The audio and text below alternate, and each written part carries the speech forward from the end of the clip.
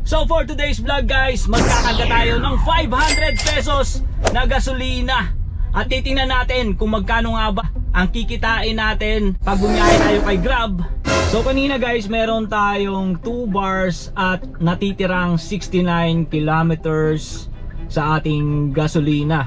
Pero dahil nga biglang may pumasok, kailangan ko munang ibiyahe dahil iniiwasan ko din guys na mag-cancel booking sa Grab, no, dahil bababa yung iyong acceptance rating. So talagang hanggat maaari maiwasan yung pag-cancel ng mga booking.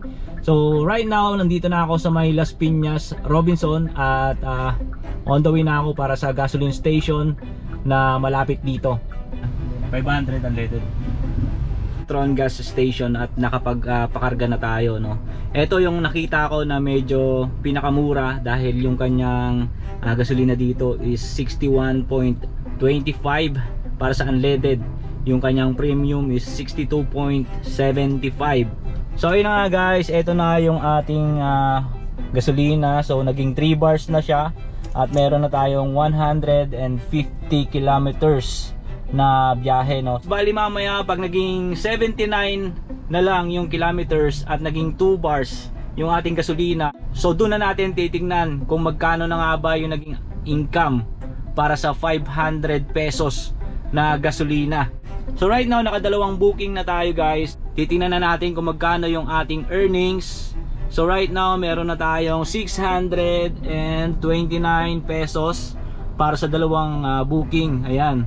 So dahil kakakarga lang natin guys, eto na, tuloy-tuloy na yung magiging biyahe natin.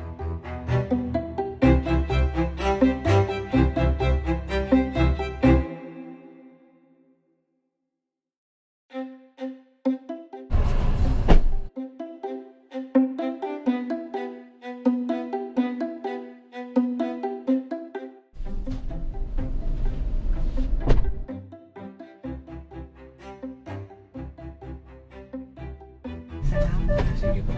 Thank you po.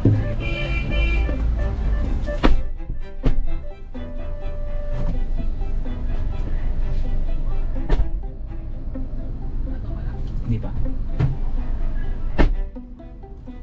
Ayun na nga guys, sa halagang 500 pesos na ikinarga natin para makabiyahe kay Grab, ay umabot nga ng 2,000 pesos yung kinita ko. So ibig sabihin nun guys, ay total of 1,500 yung kinita ko dahil ililes natin yung 500 pesos na ikinarga ko kanina.